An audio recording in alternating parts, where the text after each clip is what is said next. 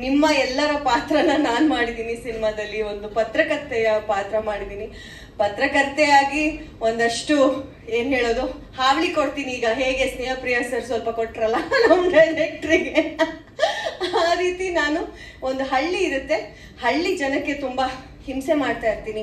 ಏನ್ ನಿಮ್ ಹಳ್ಳಿ ಕತೆ, ಇಲ್ಲಿ ಏನ್ ಆಗ್ತಾ ಇದೆ, ಇಲ್ಲಿ ಯಾಕೆ ಈ ತರ ನಡೀತಾ ಇದೆ, ಇಲ್ಲಿ ಯಾಕೆ ಈ ತರದ ವಿಷಯಗಳು ನಡೀತಾ ಇದೆ ಅಂತ ಒಂದಷ್ಟು ಹಾವಳಿ ಕೊಡ್ತಾ ಇರ್ತೀನಿ.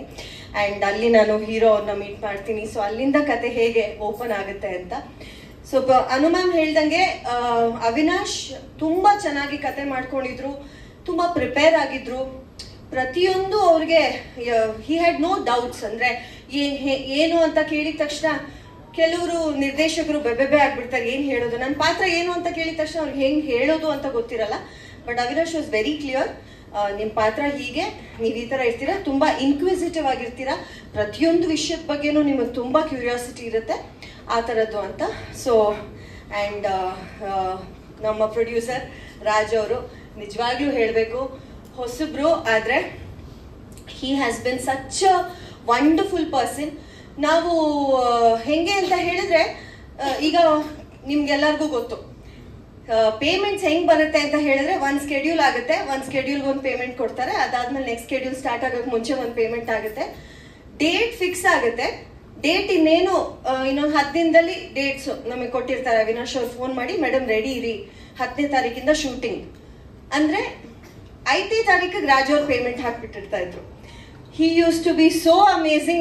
ನಾವು ಅದೇ ಯೋಚನೆ ಕೇಳೇ ಇಲ್ವಲ್ಲ ರಾಜ್, ಇಲ್ಲ ಮೇಡಮ್ ನೀವು ಬಂದು ಕೆಲಸ ಮಾಡ್ಕೊಡ್ತೀರಾ ಅಂತ ನಮಗೆ ಕಾನ್ಫಿಡೆನ್ಸ್ ಇದೆ, ಪೇಮೆಂಟ್ಸ್ ಕ್ಲಿಯರ್ ಮಾಡ್ಬಿಡ್ತೀನಿ ಅಂತ. ಸೊ ಇಂಥ ನಿರ್ಮಾಪಕರನ್ನ ನಾವು ಕಳ್ಕೋಬಾರ್ದು ಅಂತ ನನಗನ್ಸುತ್ತೆ.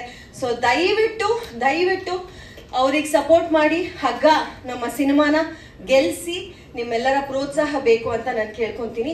ತುಂಬಾ ಕಡಿಮೆ ಪ್ರೊಡ್ಯೂಸರ್ಸ್ ಈ ತರ ಹೆಂಗಾಗತ್ತೆ ಅಂದ್ರೆ ಪೋರ್ಷನ್ ಎಲ್ಲ ಮುಗ್ದು ಡಬ್ಬಿಂಗ್ ಮುಗ್ದು ಫಾಲೋ ಅಪ್ ಮಾಡ್ಬೇಕಾಗತ್ತೆ.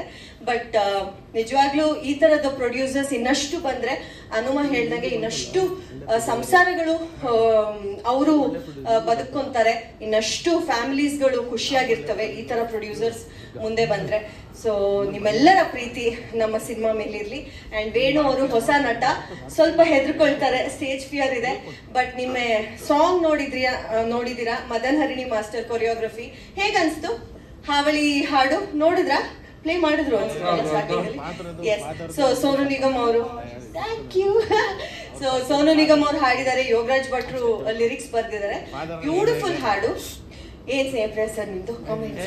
ನನ್ನ ಹಾಡು ಹೇಗಿದೆ ಅಂತ ಕೇಳಿದ್ರೆ ಖುಷಿ ಮಾಡ್ತೀರಾ ನೀವು?